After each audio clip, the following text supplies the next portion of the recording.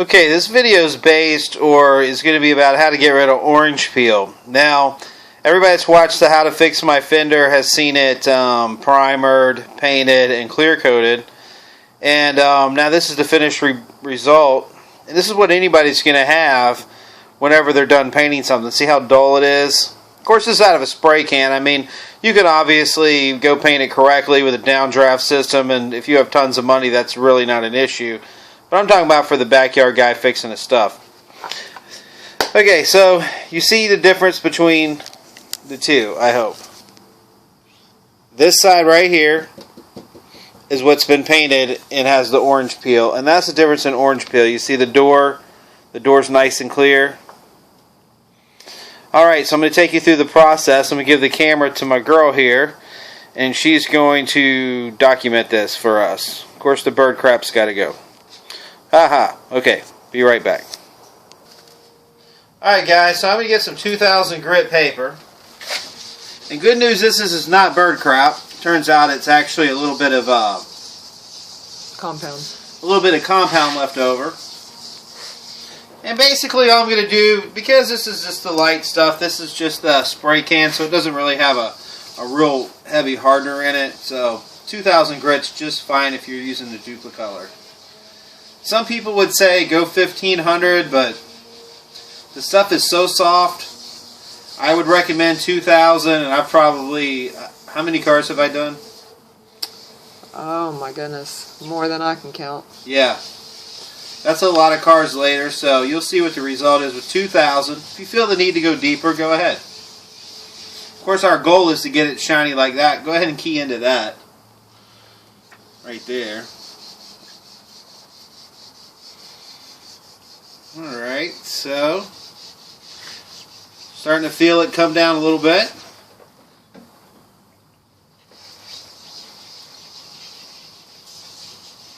My little concoction's nothing but soap and water, a little hot soap and water. No particular reason it's hot, just it seems to do better for me.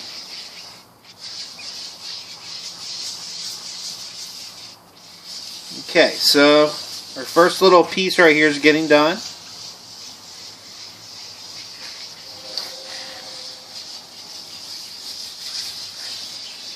Alright, so everybody kind of understands this 2000 grit. I'm going to go ahead and do the rest of the fender and put it on pause, and I'll bring you back for the next phase of this. Okay, so this phase of it's done, and I want to get an up close. And if you really were close to this paint, you're going to see all those little gray pieces in that you see the gray kind of lifted up off of there. And that's where everything was uneven at. That's what causes that rippled water effect. So now that I've used that 2000 grit, where the specks are black, that means I didn't quite get deep enough to get to those, which is okay. My polishes or my compound's going to take care of that.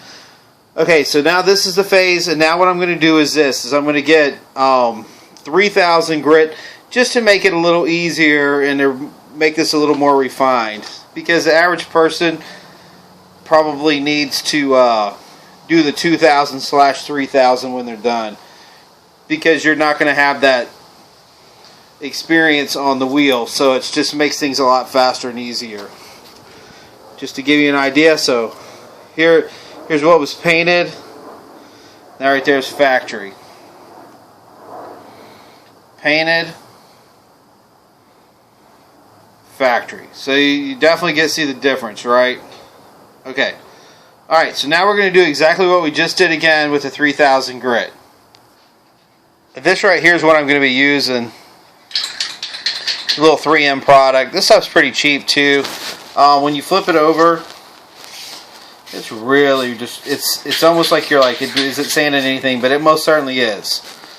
Alright, so she's going to come over and we're going to get a small clip of us doing this part. Alright, so same application. I'm just going to put some water on it. I want everything nice and wet. Big deal is with wet sanding is make sure there's no dirt in between you and the sandpaper. Now, because it's a color sand like this or wet sand, I always do it by hand because I like to feel what my resistance level is, and that kind of tells me how smooth things are getting. See, I feel it feels pretty good. I'm liking it. I think this is going to come out pretty decent, I hope. It looks like it. And guys, the secret to a shine, and you'll hear me say this again and again in the Carman videos, is a flat surface. So all this 3000 grit doing is just making a flat surface even flatter. That's the name of this game. That's where the shine comes from, the real shine. So no matter how good a painter you are, or bad, I guess a good painter doesn't matter, but if you're a really bad painter, don't sweat it, guys. Just get all your paint on it like I did. Get you some clear coat on this bad boy, and just wet sand it out. And she's going to come out just like a jewel. I'm doing nice even strokes, probably medium pressure. But it does seem to be getting smoother and smoother. Of course, I'm not going to stay on any particular section too long because I don't want to remove too much. By the way, with this stuff, I always let it sit like a day or two before you attempt this. I mean, if you want to know how to paint a car for real, like in like a real shop and a real paint shop, I would make a suggestion, go to the guy that does do-it-yourself auto repair or school or whatever. That guy's an animal, man. He's a maniac. I love the guy, but if you want to know how to paint, you want to know how to wet sand, like for real, like if you're going to do a custom hot rod rebuild, go subscribe to that guy, sit down and watch everything he's got. By the time you're done, you'll know kind of what you're talking about. He's a beast. But this is for the guy in the backyard that don't have those type of resources and facilities available. So, back to this. It looks like it's coming along pretty good. Alright, so let me wipe it off, camera girl. I'm going to pause it and we'll be right back. Okay, guys. Now, this is with the 3000 grit. Now, I want you to pay close attention because the high spots are few and far in between. See how it went ahead and pretty much evened the rest of it out? This is a lot tighter than it was at 2000 grit. So people are like, oh, you only need 1500. Well, that's not true. And see, there's actually a 5000 grit. We can actually make this actually tighter and smoother. But you'll quickly notice, by taking the 5 minutes to do this, you knock off about 30 minutes worth of buffing. So, just wanted to throw that out there to you so you understand why, in fact, you want to use that second grade up of sandpaper when you're doing this. Because it does make a huge difference. Once again, now you can see the dullness between the factory paint and this paint. Maybe a little better like this. I don't know. Just trying to make it, you can really tell. There you go. You can really tell there. So, nice and dull. So anyway, now we're going to go into the next phase. Okay, so next what we're going to use is the diamond cut compound. Right there it is. I guess if you can catch it, it's number 85. And basically we're going to use it to remove any deeper scratches that may have been in this wet sanding or imperfections that were there from the actual paint job. Works just like you were if you were just going to be compounding a car normally. I guess the first thing you got to do is figure out how to get some out of it. Alright, there it goes. Stuff is very nice to use. It works great. Maybe time for a new bottle, it looks like. They're pretty expensive. They're about 30 bucks a bottle, but it's like anything, man. You get what you pay for. Alright, so just like a normal car, we're only going to do about a foot or 2 foot section at a time. I don't want it smearing everywhere, so I'm going to kind of get it going on in its own place. Okay, so we're dropping down to the lowest level. And I'm just going to let the compound do what it's supposed to do. It's about medium pressure.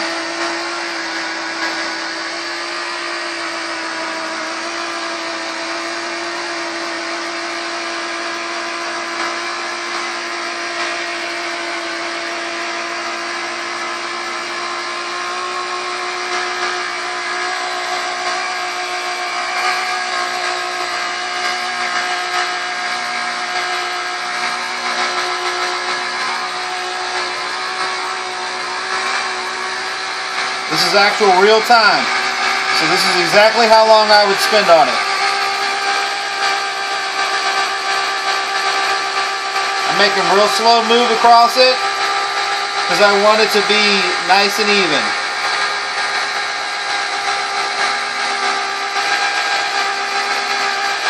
Once again, Meguiars is a great product because the longer the stuff sits on it, it breaks it down to finer and finer particles, ultimately to give you this high shine that you're going to get right here.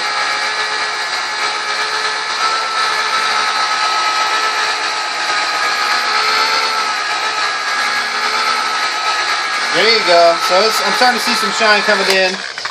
See it right here?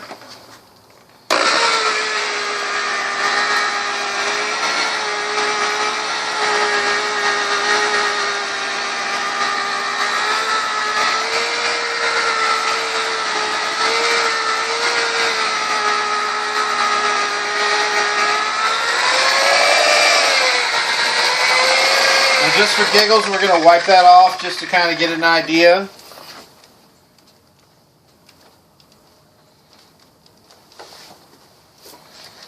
Okay. Now take a look at it. And come right here where it hasn't been touched.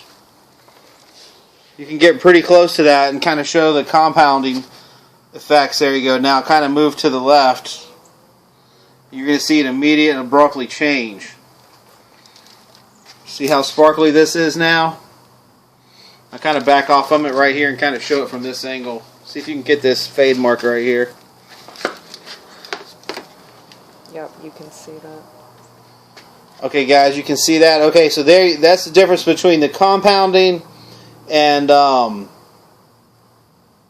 just the wet sanding. So I'm going to go ahead and compound this fender here, then we're going to come back and I'm going to teach you the difference between that and polishing it. Okay. Okay guys, so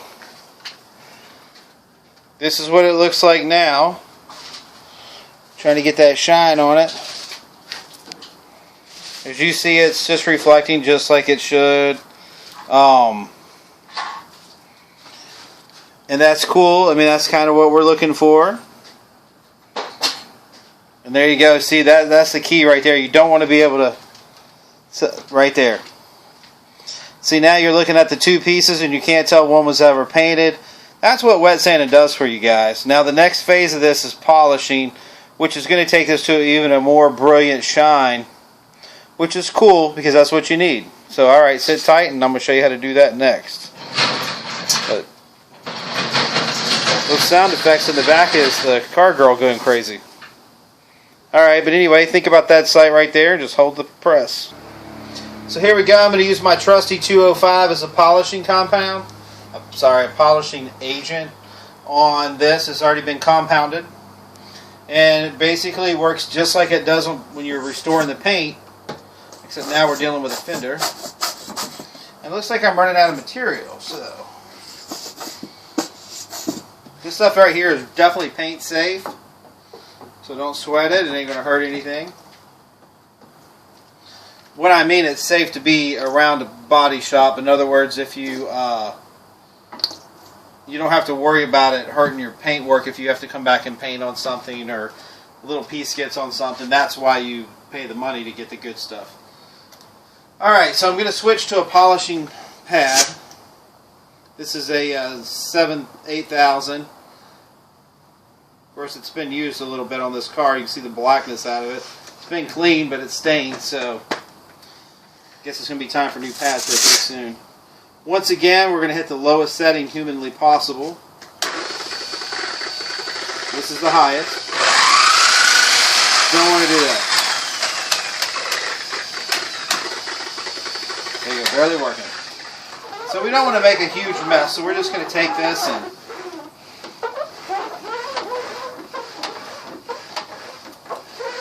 we're going to get it everywhere it needs to go. This polish right here is going to make it look really nice. It's really going to close the gap between that and the factory paint, which is pretty amazing because this is only, you know, a $20 paint job. So just because you're on a budget doesn't mean you can't make it look nice, guys.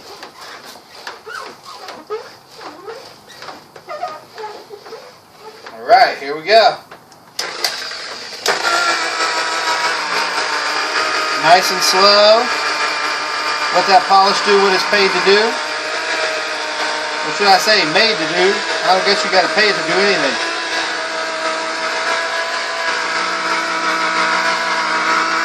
And once again, we're just all about making the surface flatter and flatter. And the polishing just makes it a little finer than it was before.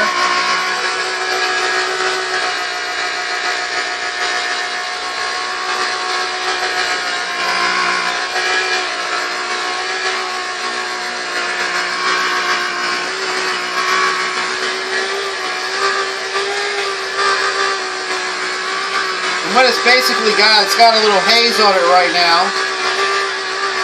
But I guarantee you when I wipe that off, it's going to look like brand new shiny paint. And that's really, when we bought those cans of spray paint, that's really what we all hoped we'd get, right?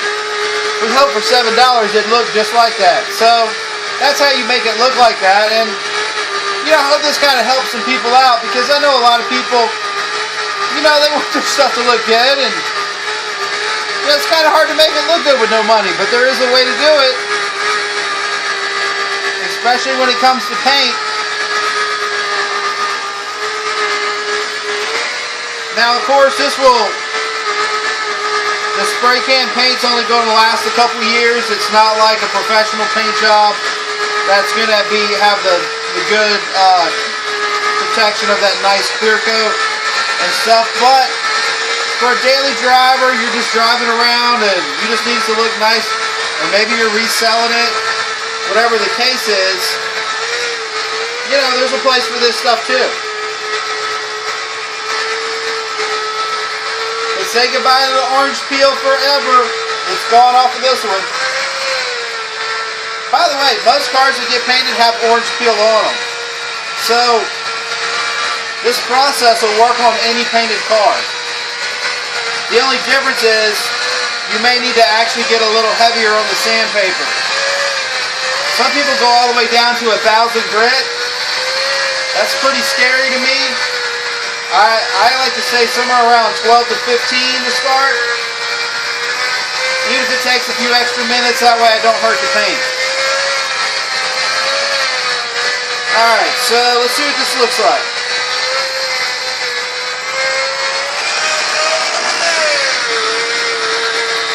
Finishing it off, one last little blow around the block.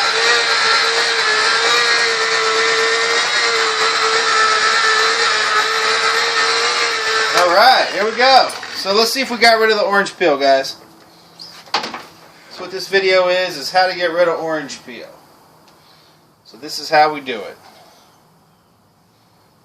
Now I'm going to be doing a video because the rest of the car was compounded for polish, compounded for restoration. We were restoring the paint because it was dead. This one had to be painted. But the next video is going to be how to seal this, which we're going to be using the carnauba wax basically. And I'm going to use this fender as well because the rest of the car has been done. But stay tuned in for that if you want to know how to seal the paint once you've done all this work to them to keep them shiny and pretty. Here we go. Is it shining? Oh yeah, it looks really good.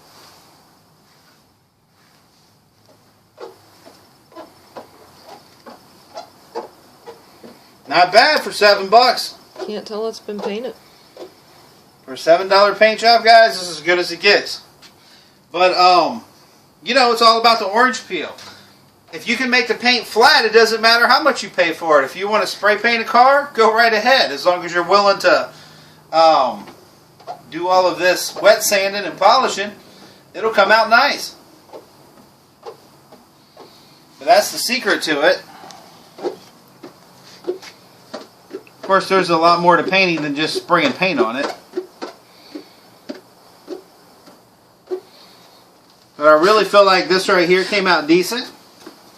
And I'm actually not seeing any orange peel, so I think I got it all the first time. Which is pretty amazing.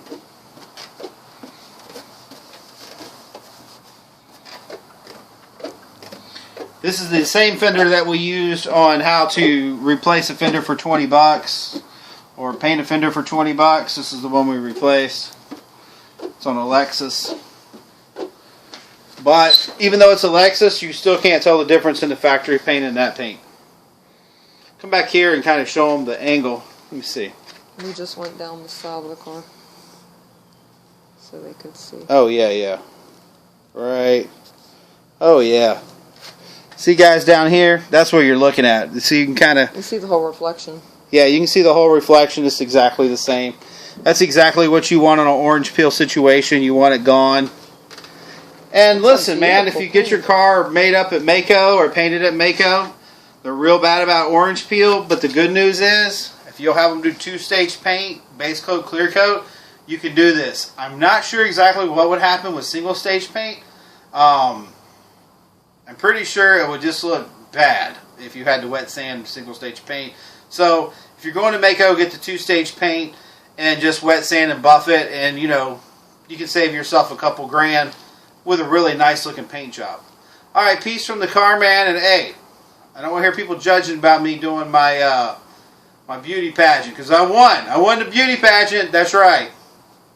God bless everybody on the breast cancer month. Love you, man. Car guys here. We're here with all kinds of crazy shit that we do on videos. Stay tuned. Peace out.